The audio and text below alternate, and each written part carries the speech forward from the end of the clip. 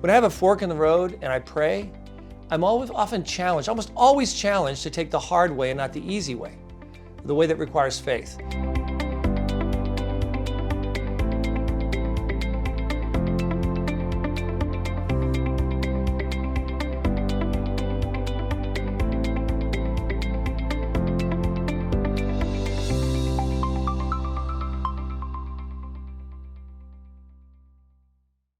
My name is Brad Dacus. I'm an attorney and founder of the Pacific Justice Institute. Pacific Justice Institute is a nonprofit 501c3 legal defense organization specializing in defending religious freedom, sanctity of life, and parental rights. We do our work completely without charge, and we're sort of unique in that we don't just take on the high-profile cases. We work hard to make sure that everyone gets help, that no one is left on the side of the road. And we work really hard to do this work, and we do it completely without charge. Growing up, my dad was an entrepreneur. And when he first started out, like many entrepreneurs, he had some not so good ventures. And instead of declaring bankruptcy, this is back in the 60s, he decided he wanted to pay off his creditors. And that's what he did. So our family, I was just a little guy, we moved down to Long Beach, probably the poorest part of Long Beach. And he worked in the shipyards to pay off his debts. And we lived in probably one of the highest crime areas you can imagine. We had to share a bathroom with another unit. It was that bad. And yet I remembered the commitment that my dad had to doing what was right. I also remembered how powerful the family unit was. While my dad later on was successful and we ended up living in a very high-end community in Dallas, Texas, I remember back on how happy we were because our family was very close together. We spent time together. And even though we ate a lot of tuna casserole, I have very happy memories of our time.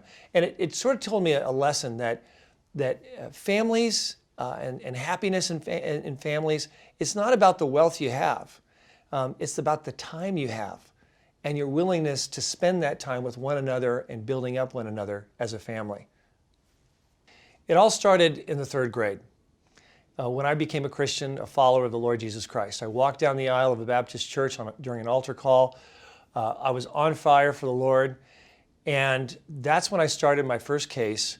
You see, our elementary school library, Sumner Elementary in Claremont, California, I discovered they didn't have a Bible. And I thought, this is outrageous. This is the most important book. We should have this. So I petitioned on my own to have a Bible put in our elementary school library. And I just learned how to sign my name. So I signed the petition, and they put in a children's living Bible in that public school elementary library. That was my first case. And then I guess sort of got carried away moving forward and went to law school at the University of Texas School of Law.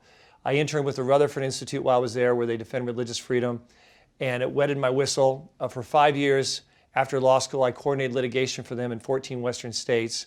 And then at the end of that time, as it turns out, the national office contacted me that they were contracting, closing down the offices, but they wanted me to head up the public affairs office in Washington, D.C., to be the face of the organization on all radio and television, all media.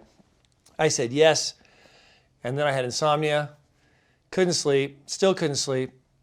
And I thought, oh, great, I got to pray.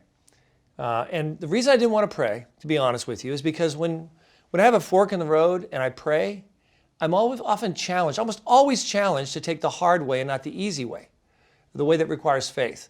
And that's just what happened. I prayed, and the question that came to my mind was, Brad, what desires has God put on your heart? And the answer was to make sure that people got the help they needed, and parents and families, where it was needed the most on the West Coast, where there was going to be a major void.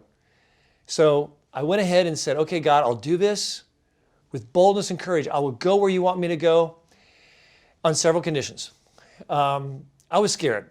I was scared. And so I said, I need free office space, free computer system, keep me on the radio stations for free. We have to be in the black in 3 months. And by the way, I'm never going to charge anyone at any time for any work we ever do. Pacific Justice Institute was born. Fast forward, we now have 9 offices in 5 states.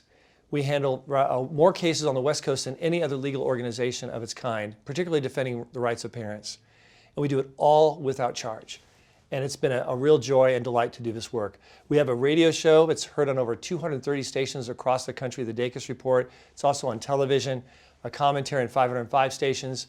And we're really grateful for the opportunity we have to reach out and defend people and defend parents and families without charge as they respond to the greatest calling, which is to be moms and dads to kids who God loves very much.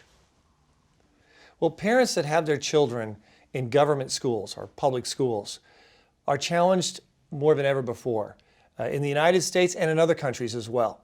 Because what's happening is government schools in free countries are becoming institutions of indoctrination, challenging parents and the values that they've taught their children regarding sex, sexuality, gender identity, philosophy.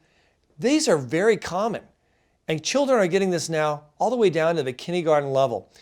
We at the Pacific Justice Institute have worked hard to help shore up the rights of parents. Now, those in the United States, for example, we've developed an opt-out form that parents can utilize, and they can download it from our website for free. All our work is for free. They can download it, check the boxes, and they can file it with their school or school district to help protect them and lay claim to their rights for their child not to be exposed to certain things that violate their beliefs and convictions. Another option that we have is homeschooling. Now, many parents and families, they can't afford to homeschool. And yet these children, if left into many of these government schools, they're going to be subject to some very harmful material for their growth and development. So what's a parent to do? Well, we at Pacific Justice Institute are working cooperatively with homeschool organizations to help institute church homeschool co-ops. This is where your local church says, we've got the space. Homeschoolers in the community, parents working together, you can come and use our facility. But this is something that churches around the country can start to take advantage of. It's not hard to do, and we at Pacific Justice Institute are willing to work with those churches to show them how they can do this in a very easy, simple, but yet very effective and successful way. A number of years ago, homeschooling was being challenged in the courts. In California, for example, 3 judges declared that homeschooling was illegal, outright illegal, unless the homeschooling parent was a credentialed teacher. Okay, we're talking maybe what, 1%, maybe 2% of homeschooling parents are credentialed teachers. The rest of them were being forced to have their children pushed back into government schooling. This was an atrocious violation of the fundamental rights of parents over the education and upbringing of their children. So we at Pacific Justice Institute were called in by the homeschooling program. We stepped in and we petitioned for those 3 judges to rehear the case. Now, mind you, in all of my years in practicing law, I've never seen 3 appellate court judges say, golly gee, I think we may be wrong, let's rehear the case. But the stakes were high, and we decided to go for it. We did, and they agreed to rehear the case. Now, when they reheard this case, they were not friendly. They were very hostile. Afterwards, it was apparent that we had clearly lost. We were already preparing to file an appeal to the state Supreme Court. And homeschoolers would contact our office at Pacific Justice Institute and say, how does it look? And I would say, it looks like we most assuredly have lost on the appeal. We're preparing for the Supreme Court. The only way we can win on the appeal is if people pray and God intervenes. And that is exactly what happened. Those 3 judges did something I've never seen 3 judges do before. They reversed themselves, 3-0, and they declared that homeschooling is legal in California without being a credentialed teacher, so long as they have a bona fide curriculum program of some kind.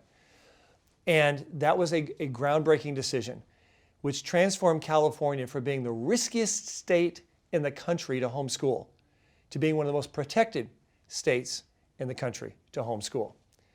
Parenting, I think by far, is the greatest responsibility, the greatest legacy that people can have.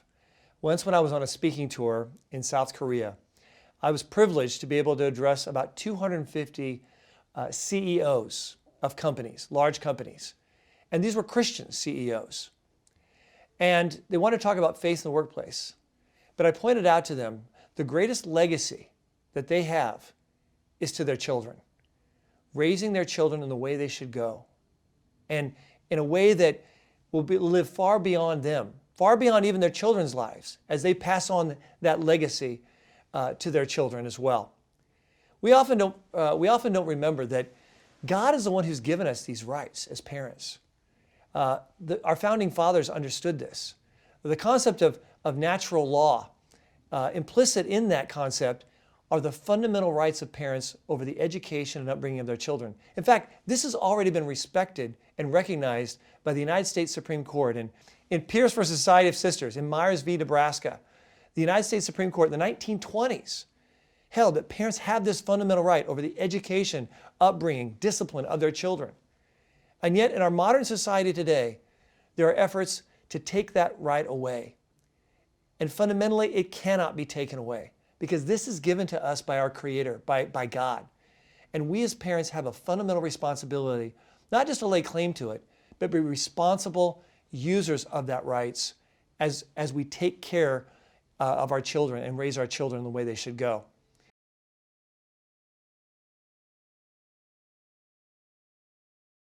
God is love, and love comes from God. In 1 John, the Bible tells us that God is not only all-loving, but that He actually is love itself. The heart of the Parent Compass television show is to bring the transforming love of God to families everywhere. In every Parent Compass episode, true stories reveal family struggles and how their lives were radically changed by the love of God. Parent Compass, an award-winning television series, is completely funded by people like you. If you have been touched by God and you want to share God's love to others, would you please pass it on? Jesus tells us to go into all the world and to tell about Him. With your donation, you allow us to take this television show into many different nations and in many different languages, free of charge. And a portion of your donation goes to Parent Compass Outreach to feed starving children. Your gift does so much. To make your tax-deductible gift, go to parentcompass.tv/donate. That's parentcompass.tv/donate. And thank you for sending love and hope around the world.